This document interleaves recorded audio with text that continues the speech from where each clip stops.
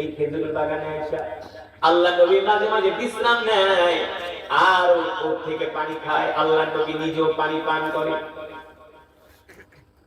কিন্তু আল্লাহ তাআলা কোরআনুল কারীমের আয়াত নাযিল করলেন, লান তানালুল বিররা হাত্তা তুনফিকু মিম্মা তুহিব্বুন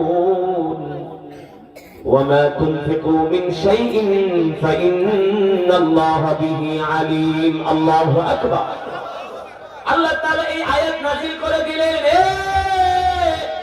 তোমরা ততক্ষণ পর্যন্ত পরিপূর্ণ ঈমানদার হইতে পারবে না, আল্লাহর মহব্বত পাইবে না, যতক্ষণ পর্যন্ত তোমাদের প্রিয় বস্তুটা আল্লাহর রাস্তায় কুরবানি না করবা। সুবহানাল্লাহ বলেন। যদি তোমরা আল্লাহ তাআলার ভালোবাসা চাও তাহলে তোমরা তোমাদের প্রিয় বস্তুটা আল্লাহর রাস্তায় কি করো? দান করে দাও। দেখেন, এই আয়াত নাযিল হওয়ার পরে আল্লাহর নবী মসজিদে নববীতে বসে বয়ান করতেছে, তোমরা যদি আল্লাহর সন্তুষ্টি অর্জন করতে চাও তাহলে তোমরা তোমাদের প্রিয় বস্তু আল্লাহর রাস্তায় দান করে দাও।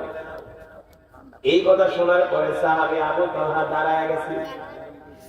দাঁড়ায় বলে, আল্লাহর নবী, মদিনার সবচেয়ে বড় খেজুরের বাগানের মালিক আমি। আল্লাহ নবী কোন বাগান? ওই বাইরুহা।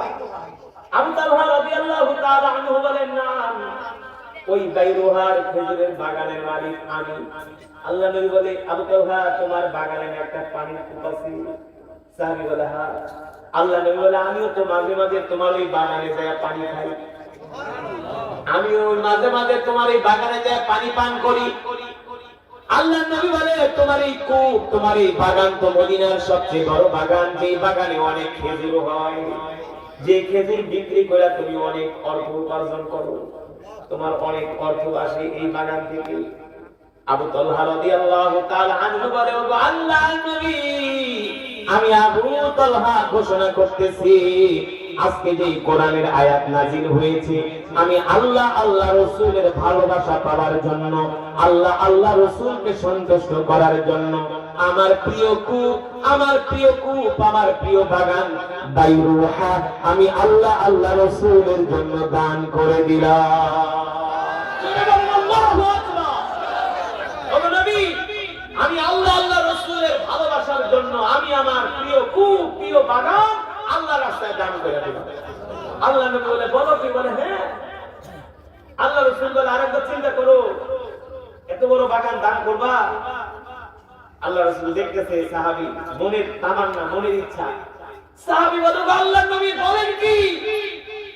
শুধু বাইরুহা না, এই বাইরুহার মতো আরো বড় বড় বাগানে যদি আমার কাছে থাকতো, আমি সব আল্লাহ আল্লাহ রাসূলের জন্য দান করে দিতাম। কেমন করে ভালোবাসতে হলো সাহাবায়ে কেরাম, কতটা মহব্বত করতেন আল্লাহ আল্লাহ রাসূলকে। শুধু এখানে শেষ না, আজকে তো আমরা পৃথিবীতে মানুষকে নেতা মনে করি না, আমরা যাদেরকে নেতা মনে করি আসলে তাদের চরিত্রের কোনো ঠিক নেই। আমরা মিছিল করি, আমার নেতার চরিত্র ফুলের চেয়ে পবিত্র, নামাজ পড়ে না, স্লোগান দেয়, ভাইজান বলতেছে স্লোগান দেয়, আমার নেতার চরিত্র ফুলের মতো পবিত্র, মাগার নামাজ পড়ে না। বর্তমানে যারা নেতা, পৃথিবীতে যারা রাষ্ট্র পরিচালনা করছেন, বর্তমান আমিরাতের যে নেতা যায়েদ আল নাহিয়ান, এটা একটা নাম্বার 1 হারামজাদা। সৌদির বাদশা মোহাম্মদ বিন সালমান, এরা তো আমেরিকার গোলাম, আমেরিকার। আর আমাদের মিস্টার ইউনূস, সে তো সুদের মাহাজন। কপাল আমাদের এতই খারাপ, এত খারাপ কপাল, ঘুরা ফিরা খালি সুদ কর ঘুষ করি আমাদের কপালের জন্য। মুসলমান, যেটা আপনাদেরকে বুঝাতে চাচ্ছি, মুসলমানের নেতা পৃথিবীর কোন মানুষ হতে পারে না যদি আল্লাহ রাসূলের চরিত্র আদর্শ তার মাঝে না থাকে। কয়জন নেতার মাঝে আল্লাহ রাসূলের চরিত্র আছে বলেন? কয়জন নেতার মাঝে আল্লাহ রাসূলের আখলাক আছে? কয়জন নেতার মাঝে আল্লাহ রাসূলের নেতা হওয়ার যে গুণ, যে যোগ্যতা, সেই যোগ্যতা কয়জন নেতার মধ্যে আছে? অথচ সত্যিকার অর্থে মুসলমানদের নেতা হলেন বিশ্ব নবী রাহমাতুল লিল আলামিন। নবীর চরিত্রের সার্টিফিকেট দিয়েছেন স্বয়ং আল্লাহ তাআলা। ইন্নাকা লাআলা খুলুকিন আযীম। আম্মা জান আয়েশা রাদিয়াল্লাহু তাআলা আনহার কাছে সাহাবী আয়েশা বলে, আম্মা জান খাদিজা রাদিয়াল্লাহু তাআলা আয়েশা রাদিয়াল্লাহু তাআলা আনহাকে বলেন, আপনি আমাদের নবীর চরিত্র সম্বন্ধে কিছু ওয়াজ করেন, বয়ান করেন। আম্মা জান বলে, কেন, তোমরা কি কোরআন পড়ো না? সাহাবীরা বলেন, হ্যাঁ আমরা তো কোরআন পড়ি। আম্মা জান বলে, যদি তোমরা কোরআন পড়ে থাকো, গোটা কোরআন হলো বিশ্ব নবীর চরিত্র। বলেন সুবহানাল্লাহ। কিন্তু সেই নবীর আখলাক, সেই নবীর আদর্শ আমাদের মাঝে নাই। যদি সেই নবীর আখলাক আদর্শ আমাদের মাঝে থাকতো, তাহলে এই সমাজের মধ্যে মারামারি, কাটাকাটি, হানাহানি, হিংসা বিদ্বেষ থাকতো না। ঠিক কিনা বলেন? আজকে আমরা দুনিয়ার পিছনে সময় ব্যয় করি, কিন্তু দ্বীনের জন্য সময় আমরা ব্যয় করতে রাজি না। 5 ওয়াক্ত নামাজ পড়তে 24 ঘন্টার ভিতরে আর কয় ঘন্টা সময় লাগে? 5 ওয়াক্ত নামাজ পড়তে কি 5 ঘন্টা লাগে? 3 ঘন্টা লাগে? 2 ঘন্টা লাগে? না, 5 ওয়াক্ত নামাজ পড়তে অনলি 1 ঘন্টা 10 মিনিট সময় লাগে। কয় ঘন্টা? কয় ঘন্টা? 1 ঘন্টা 10 মিনিট। কিন্তু 24 ঘন্টার মধ্যে আমরা 1 ঘন্টা 10টা মিনিট সময় আল্লাহকে দিতে পারি না। আমরা দিনের কাজ করতে চাই না। রাতের পর রাত আমরা সিনেমা দেখা কাটায় দিই, নাটক দেখা কাটায় দিই, খেলা দেখা কাটায় দিই, গল্প করে কাটায় দিই, জুয়া খেলে কাটায় দিই। কিন্তু একটু কোরআনের মজমায় আয়েশা গভীর রজনী পর্যন্ত বসার সময় হয় না। যদি নির্বাচন হয় বাংলাদেশে দেখবেন রাত 2টা পর্যন্ত দোকানে বসে বসে বাংলা সিনেমা দেখবো আর চা খাবো। এক নেতা থেকে খাইব রং চা, আর একজনের থেকে খাইব দুধ চা, একজনের থেকে খাইব রসগোল্লা, আর একজনের থেকে খাইব রসমালাই। হ্যাঁ, খালি খাওয়ান আর খাওয়ান। রাত 2টা 3টা পর্যন্ত বয়া বয়া বিড়ি টানবো আর নেতার পিছনে ঘুরবো। অথচ নেতা তো ছিলেন আমাদের বিশ্বনবী রাহমাতুল লিল আলামিন, যার চরিত্র রাতের আধারেও যেমন সূর্যের আলোতেও তেমন। ঠিক না বলেন? সেই নবী এই দুনিয়ার জমিনে কোরআন নিয়ে আসলেন, কোরআনের দাওয়াত দিলেন।